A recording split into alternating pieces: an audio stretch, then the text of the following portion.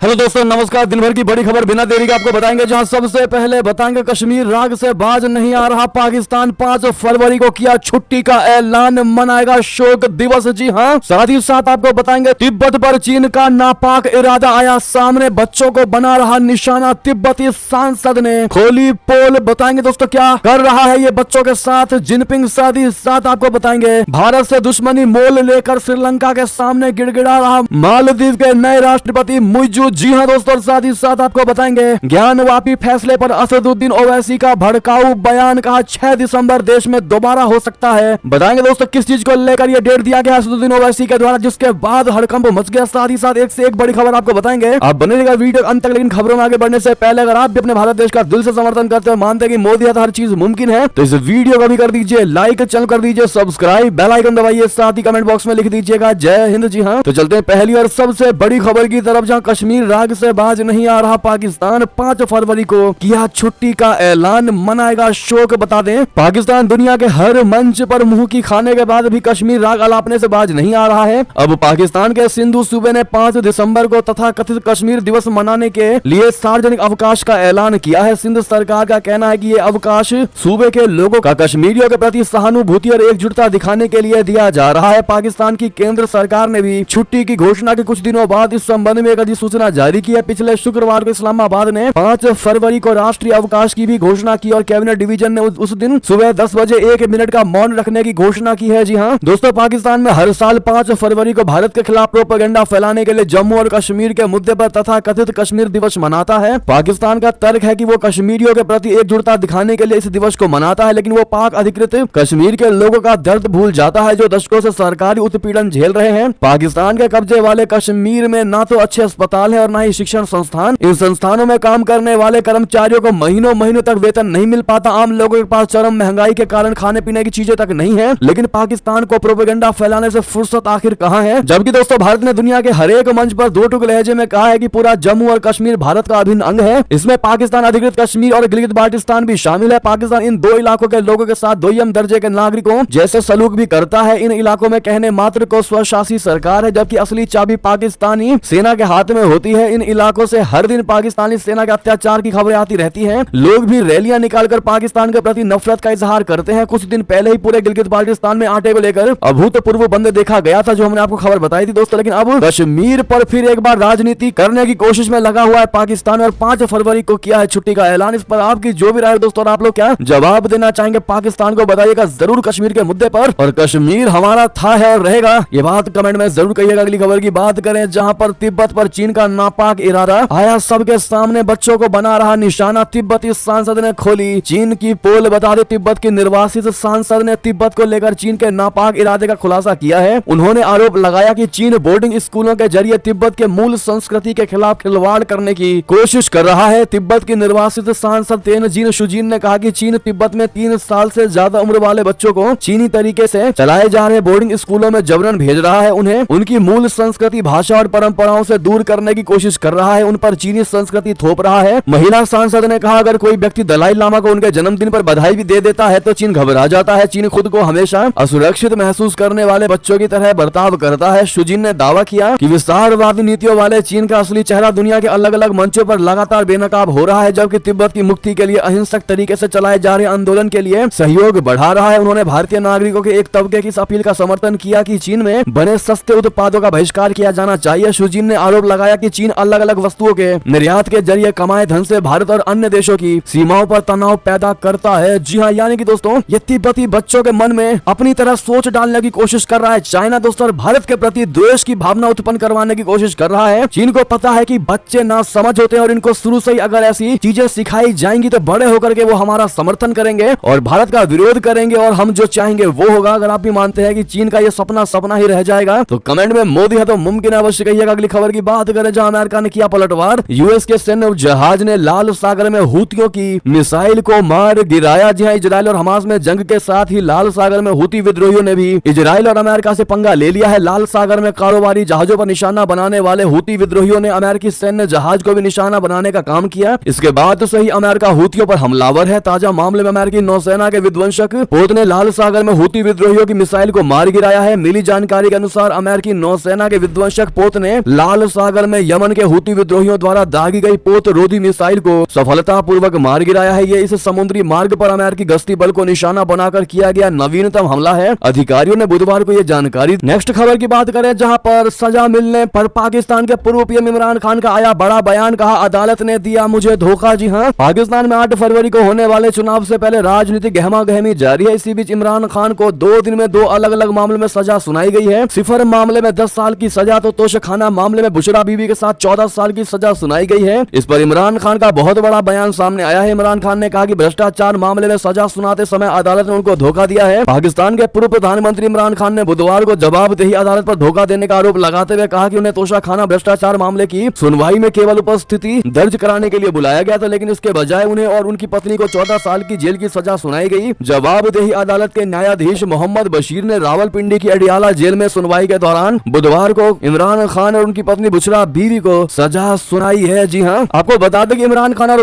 बुशरा ने चुराई थी 16 करोड़ रुपए की हीरे की घड़ी, भड़क गए थे सऊदी के प्रिंस, जिसके बाद आज 14 साल की जेल की सजा सुनाई गई है इमरान खान और उनकी पत्नी बुशरा बीवी को। अगली खबर की ओर चले, जहां पर भारत से दुश्मनी मोल लेकर श्रीलंका के सामने गिड़गिड़ा रहा अब मालदीव। आखिर क्या है मामला, बता दें मालदीव के राष्ट्रपति मोहम्मद मुइज़ू ने चीन से दोस्ती के लिए भारत से दुश्मनी मोल ले ली है। उन्होंने राष्ट्रपति बनने के बाद से भारत के विरोध में कई फैसले भी लिए हैं। इस बीच मालदीव की इस चीन समर्थक सरकार ने चिकित्सा निकासी सेवा में श्रीलंका से सहायता मांगी है। श्रीलंका खुद गंभीर बीमारियों के इलाज के लिए भारत पर निर्भर है। मालदीव ने कहा है कि श्रीलंका को उसके देश के मरीजों को एयर एम्बुलेंस के जरिए कोलंबो में इलाज की अनुमति देनी चाहिए। इस मुद्दे पर मालदीव के परिवहन और नागरिक उड्डयन मंत्री मोहम्मद अमीन ने मंगलवार को कोलंबो में अपने श्रीलंकाई समकक्ष निमल सिरिपाला डी सिल्वा से मुलाकात भी की। दोस्तों, मुलाकात के बाद मोहम्मद अमीन ने सोशल मीडिया प्लेटफॉर्म एक्स पर कहा कि श्रीलंका मालदीव को चिकित्सा निकासी में मदद करने के लिए सहमत हो गया है। उन्होंने लिखा कि हम मालदीव और श्रीलंका के बीच तत्काल आवश्यकताओं, विशेष रूप से मेड इवेक उड़ानों पर तत्काल अनुमोदन प्रक्रिया के लिए एक रूपरेखा बनाने पर सहमत हुए हैं। दोस्तों, मालदीव ने श्रीलंका में अपने लोगों का इलाज करने का फैसला भारत के विरोध में लिया है, लेकिन मुइज़ू सरकार का दावा है कि वो भागीदारी का विस्तार और विविधता लाने के लिए दूसरे देशों के साथ समझौते कर रही है। रियलिटी क्या है दोस्तों, आप सभी अच्छे से जानते ही हैं। भारत को नीचा दिखाने की कोशिश में लगा है मालदीव। वो चाह रहा है कि हम श्रीलंका के साथ अगर ऐसे डील को विस्थापित करेंगे तो भारत जरूर भड़केगा। लेकिन दोस्तों, मालदीव को यह नहीं पता कि मेडिकल मामले में श्रीलंका उल्टा भारत पर ही डिपेंड है और भारत जब चाहे श्रीलंका को अपने उंगली पर नचा सकता है और मालदीव को बाप बाप करते हुए वापस भागना पड़ेगा। जी हाँ, अगली खबर बता दें, इसी से जुड़ी, जहां बड़े संकट में है मालदीव के राष्ट्रपति मोहम्मद मुइज़ू, अपराधियों को बचाने का लगा गंभीर आरोप। जी हाँ, मालदीव के सबसे बड़े विपक्षी दल मालदीवियन डेमोक्रेटिक पार्टी यानी एमडीपी ने बुधवार को आरोप लगाया है कि राष्ट्रपति मोहम्मद मुइज़ू अपराधियों को बचा रहे हैं। रिपोर्ट्स के अनुसार बुधवार की सुबह ही यहां के प्रोसिक्यूटर जनरल पर हमला हुआ था। एमडीपी ने इस हमले की निंदा की है। एक बयान में इसने कहा कि सरकार के शीर्ष अधिकारियों और आपराधिक संगठनों के बीच कथित संबंधों की वजह से शीर्ष अधिकारियों के खिलाफ खुलेआम हिंसक हमले हो रहे हैं। प्रोसिक्यूटर जनरल हुसैन शामीन पर माले सिटी में सड़क पर हमला हुआ था, उन्हें चोट पहुंची है और एमडी के अस्पताल में उनका इलाज चल रहा है। आपको बता दें, किसी भी समय किसी भी वक्त दोस्तों मालदीव में राष्ट्रपति मोहम्मद मुइज़ू सरकार गिर सकती है। जी हाँ, विपक्ष ने कहा बस सही समय का इंतजार है। जी हाँ, विपक्ष ने भी संकेत दिए हैं कि सही समय पर सरकार के खिलाफ अविश्वास प्रस्ताव लाया जाएगा। साथ ही यह भी दावा किया जा रहा है कि विपक्ष के पास संसद में जरूरी समर्थन भी है। संभावना जताई जा रही है कि मालदीव में विपक्ष 27 मई यानी मौजूदा संसदीय कार्यकाल से पहले बड़ा फैसला ले सकता है। बहरहाल दोस्तों, आप में से कौन कौन ऐसा चाहता है कि मुइज़ू की सरकार ज्यादा दिन नहीं चलनी चाहिए, वरना भारत के लिए बहुत बड़ा खतरा हो सकता है? तो अपनी राय को दीजिएगा। अगली खबर की बात करें, जहां पर बलूचिस्तान से खबर, जबरन गुमशुदगी का एक और मामला। सीपी इसी राजमार्ग पर बड़ा प्रदर्शन, बलूच संगठन ने जो बाइडेन को इस बार पत्र लिख करके मांगी है मदद। जी हाँ, पाकिस्तान का अशांत बलूचिस्तान सबसे ज्यादा प्राकृतिक संसाधनों वाला प्रांत है, लेकिन इसका इतिहास मानवाधिकार उल्लंघनों से भरा हुआ है। पाकिस्तानी सेना पर आरोप लगते रहे हैं कि वो इस सबसे कम विकसित प्रांत में लोगों को जबरन गायब कर रही है। इस बीच बुधवार एक व्यक्ति की गुमशुदगी का मामला सामने आया है। इसके बाद लोगों ने प्रांत में सीपी इसी राजमार्ग को जाम कर दिया। प्रदर्शनकारियों का नेतृत्व मानवाधिकार कार्यकर्ता मेहरंग बलूच कर रही है। उन्होंने पाकिस्तानी सेना के अधिकारियों पर प्रदर्शनकारियों को धमकाने और पीटने का आरोप लगाया है। उन्होंने कहा लापता व्यक्ति के परिजनों का विरोध जारी है। मेहरंग ने सोशल मीडिया प्लेटफॉर्म एक्स पर तस्वीरों को साझा किया है। इसमें व्यक्ति का लापता होने के बाद लोगों को सड़क को बंद करते हुए देखा जा सकता है। जी हाँ, इस बीच बलूच अमेरिकी कांग्रेस ने मंगलवार को अमेरिकी राष्ट्रपति जो बाइडेन को पत्र लिखा। पत्र में उनसे बलूचिस्तान के हालात पर तुरंत ध्यान देने की मांग की गई। बीएस ने बाइडेन से आग्रह किया है कि वो बलूच लोगों के लिए न्याय की मांग करे। इतना ही नहीं, आपको बता दें दोस्तों, फिर एक बार टूटेगा पाकिस्तान। बलूचिस्तान ने किया आजादी का ऐलान। बीएलए का मार्च और बैलून पर 40 घंटे से है कब्जा। जी हाँ, अभी तक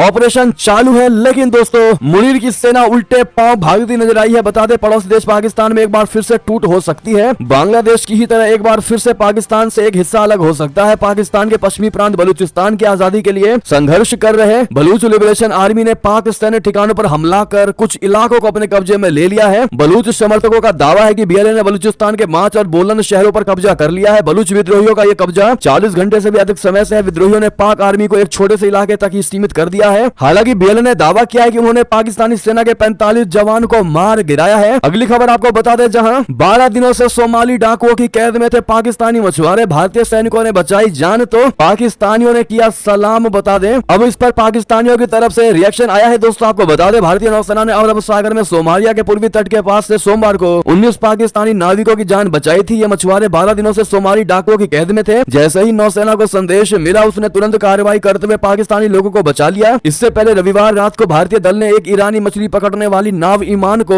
सुरक्षित रेस्क्यू किया था। इस पर 17 ईरानी क्रू मेंबर सवार थे। दोनों ऑपरेशन कोच्चि के पश्चिम से 850 नॉटिकल मील यानी 1574 किलोमीटर दूर चलाए गए। अगली खबर बता दें म्यांमार में कबाड़ बना पाकिस्तान का JF-17 लड़ाकू विमान, पुराने Q-5 लड़ाकू विमानों से बम बरसा रही सेना। बता दें म्यांमार में जारी गृह युद्ध के बीच सेना ने विद्रोहियों पर हमले के लिए चीन पाकिस्तान के JF-17 विमान का इस्तेमाल करना बंद कर दिया। म्यांमार की सेना JF-17 की जगह पर चीनी मूल के पुरानी F-5 लड़ाकू जेट उड़ा रही है। इस महीने एक चर्च, स्कूल और घरों पर बमबारी के दौरान म्यांमार की जुंटा सेना ने चीन से मिले Q-5 लड़ाकू विमान का इस्तेमाल किया। दावा किया गया है कि म्यांमारी सेना की गोलीबारी में महिलाओं, बच्चों और बुजुर्गों सहित कम से कम 17 लोग मारे गए थे। जी हां अगली खबर बता दें हिंदुओं के लिए नए युग की शुरुआत। जी हां प्राण प्रतिष्ठा कार्यक्रम पर बोले कनाडा के सांसद चंद्र आर्य। बता दें 22 जनवरी को अयोध्या में हुए राम मंदिर की प्राण प्रतिष्ठा समारोह को लेकर दुनिया भर से अभी भी तमाम प्रतिक्रियाएं सामने आ रही हैं। भारतीय मूल के कनाडाई सांसद चंद्र आर्य ने समारोह की सराहना करते हुए कहा कि दुनिया भर में 1.2 अरब हिंदुओं के लिए एक युग की शुरुआत है। बुधवार को राम मंदिर पर कनाडा के सांसद चंद्र आर्य ने कहा कि उन्होंने ओटावा स्थित हिंदू मंदिर में इस भावनात्मक क्षण के समारोह को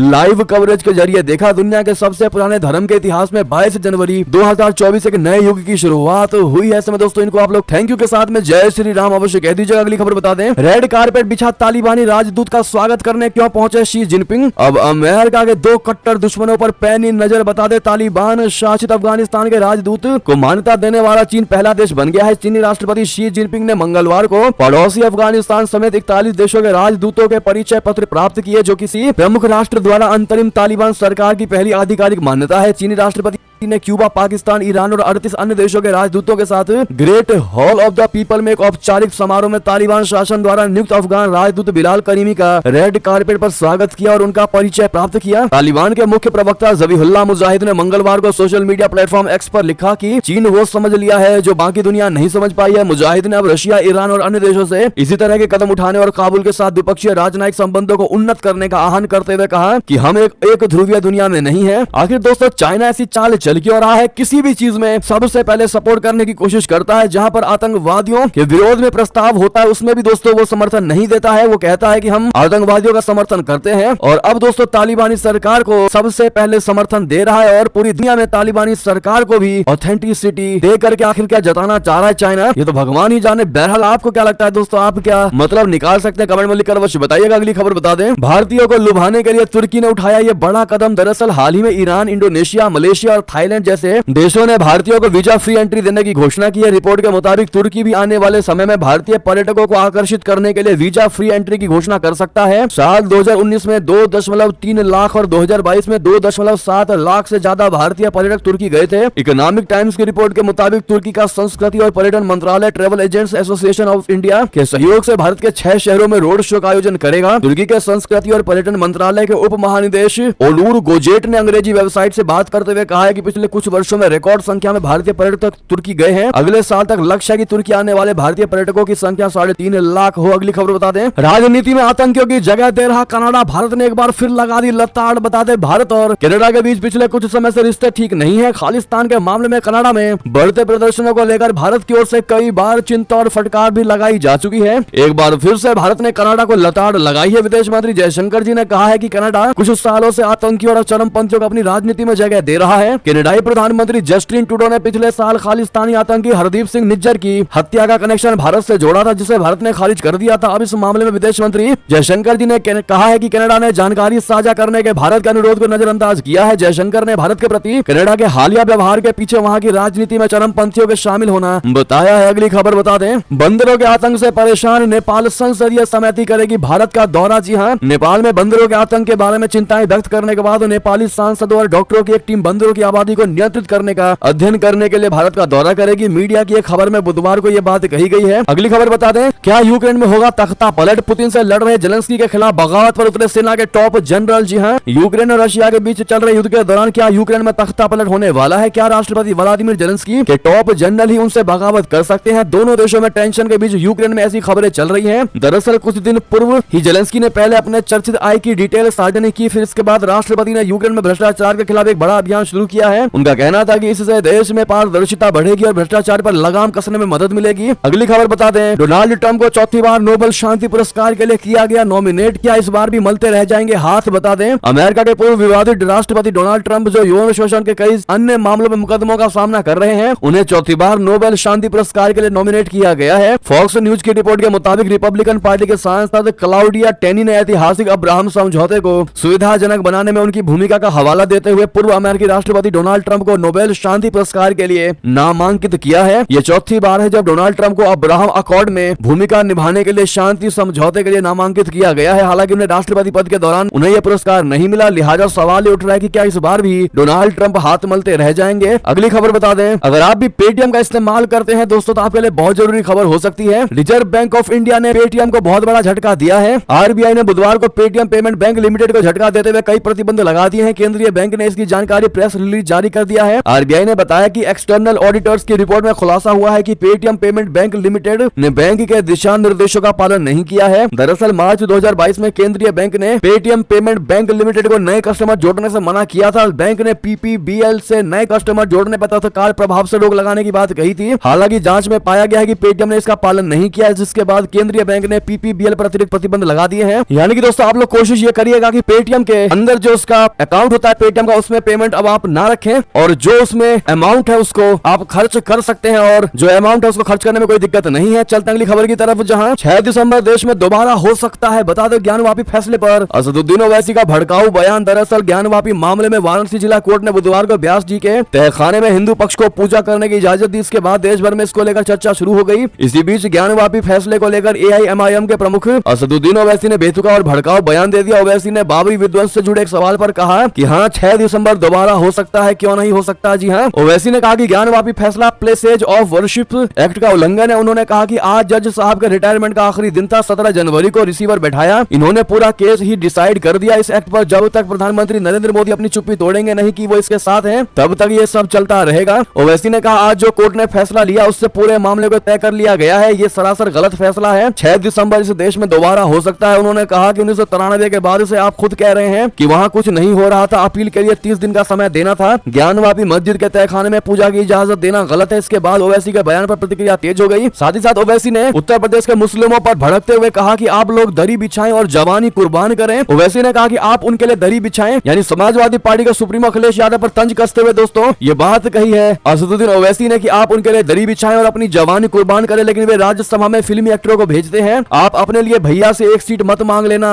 यानी तंज कसा है दोस्तों असदुद्दीन ओवैसी ने। अगली खबर बता दें, राहुल गांधी की गाड़ी पर हमला बंगाल में नहीं बल्कि इस राज्य में हुआ। जी हां, सीएम ममता बनर्जी का बड़ा दावा। पश्चिम बंगाल की मुख्यमंत्री ममता बनर्जी ने बुधवार को दावा किया है कि कांग्रेसी नेता राहुल गांधी की गाड़ी पर उनके राज्य में नहीं बल्कि बिहार में हमला किया गया। हालांकि उन्होंने इस घटना की निंदा की और कहा कि जब इस गाड़ी ने राज्य यानी बंगाल में प्रवेश किया तब उसका पिछला शीशा पहले से ही टूटा हुआ था। और यहाँ तक कि दोस्तों कांग्रेस ने खुद ये साफ किया है कि उनका शीशा अपने आप टूटा है, उस पर कोई हमला नहीं किया गया। राहुल गांधी की गाड़ी पर हुआ नहीं था कोई भी हमला। कांग्रेस पार्टी ने बताई शीशा टूटने की सच्चाई, वो हम आपको बता दें। आप कांग्रेस का ये ट्वीट देख पा रहे होंगे जिसमें क्लियर लिखा हुआ है कि राहुल गांधी की कार का पिछला शीशा एक महिला के वाहन के सामने आ जाने पर अचानक ब्रेक लगाने के कारण बंगाल में टूटा है। मालदा में कांग्रेस ने सोशल मीडिया मंच एक्स के आधिकारिक हैंडल पर पोस्ट किया है कि पश्चिम बंगाल के मालदा में राहुल गांधी जी से मिलने अपार जन समूह आया था। इस भीड़ में एक महिला राहुल जी से मिलने अचानक उनकी कार के आगे आ गई, जिस वजह से अचानक ब्रेक लगाना पड़ गया। तभी सुरक्षा घेरे में इस्तेमाल किए जाने वाले रस्से के कारण कार का पिछला शीशा टूट गया था। जी हाँ दोस्तों, यानी कोई भी हमला राहुल गांधी के कार पर नहीं हुआ था। अगली खबर बता दें, दिल्ली से फरार तो रांची में गिरफ्तार, 40 घंटे घंटे में हेमंत सोरेन सरकार का हुआ दी एंड बता दें। झारखंड के सीएम रहे हेमंत सोरेन को आखिरकार ईडी ने अपने गिरफ्त में ले ही लिया, लेकिन ये इतना आसान नहीं रहा। हेमंत सोरेन ने ईडी को वैसे ही चकमा दिया जैसा फिल्मों में होता है। ईडी की टीम उन्हें रांची स्थित सीएम हाउस में ढूंढती रही और वो दिल्ली निकल गए। फिर जब दिल्ली में उनके आवास पर छापेमारी हुई तो वे रांची दिखाई दिए। दिल्ली से फरार और फिर रांची में गिरफ्तार हुए हेमंत सोरेन की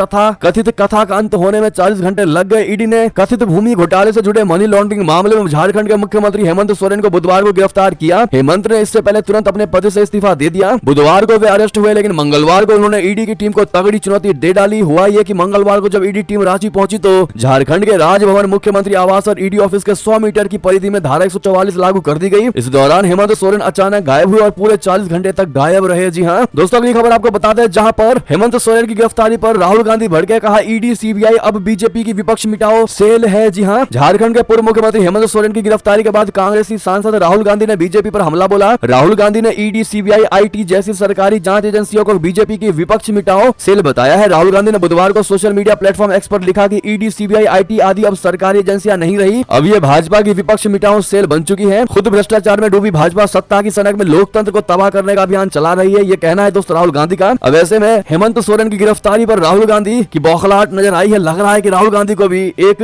अंदर से डर हो गया है। दोस्तों इस पर आपकी जो भी राय हो बताइएगा जरूर। क्या आपको नहीं लगता कि ये डर अच्छा है? इतना ही नहीं, सीएम अरविंद केजरीवाल को भी ईडी ने नया समन जारी किया है। 2 फरवरी यानी कल पूछताछ के लिए केजरीवाल को बुलाया है। जी हाँ दोस्तों, साथ ही साथ आपको बता दें, प्रशांत कुमार लगातार चौथी बार बने उत्तर प्रदेश के कार्यवाहक पुलिस महानिदेशक। अखिलेश यादव ने साधा निशाना। उत्तर प्रदेश के विशेष पुलिस महानिदेशक कानून व्यवस्था प्रशांत कुमार राज्य का नया कार्यवाहक पुलिस महानिदेशक डीजीपी बनाए गए हैं। वो प्रदेश के लगातार चौथे कार्यवाहक डीजीपी होंगे। समाजवादी पार्टी अध्यक्ष अखिलेश यादव ने प्रदेश में लगातार कार्यवाहक डीजीपी बनाए जाने को लेकर राज्य की भारतीय जनता पार्टी सरकार पर तंज किया है। आधिकारिक सूत्रों ने बुधवार को बताया कि वर्ष 1990 बैच के भारतीय पुलिस सेवा यानी आईपीएस अधिकारी प्रशांत कुमार उत्तर प्रदेश के नए डीजीपी होंगे। ऐसे में आप दोस्तों प्रशांत कुमार जी को कांग्रेचुलेशन एक बार फिर से कह दीजिएगा। सूत्रों के मुताबिक समाजवादी पार्टी अध्यक्ष अखिलेश यादव ने कार्यवाहक डीजीपी की नियुक्ति को लेकर सरकार पर निशाना साधा। कुमार की नियुक्ति से कुछ देर पहले यादव ने सोशल मीडिया मंच एक्स पर पोस्ट करके कहा कि लगता है एक बार फिर उत्तर प्रदेश को कार्यवाहक डीजीपी मिलने वाला है। जनता पूछ रही है कि हर बार कार्यवाहक डीजीपी बनाने का खेल दिल्ली लखनऊ के झगड़े की वजह से हो रहा है या फिर अपराधियों के संग सत्ता की साठगांठ के कारण। जी हाँ, अब ऐसे में दोस्तों ये थी कि सारी बड़ी खबरें। आपको हमारी खबर कैसी लगी? आशा करता हूँ बहुत अच्छी लगी होगी। अगर थोड़ी भी अच्छी लगी है इस वीडियो को दोस्तों, भाइयों में, साथियों और रिश्तेदारों में शेयर अवश्य कर दीजिएगा। और अभी कर दीजिए इस वीडियो को लाइक, चैनल कर दीजिए सब्सक्राइब, बेल आइकन दबाइए, साथ ही कमेंट बॉक्स में लिख दीजिएगा जय हिंद जय भारत। और यहाँ तक बने रहने के लिए आप सभी का बहुत बहुत धन्यवाद।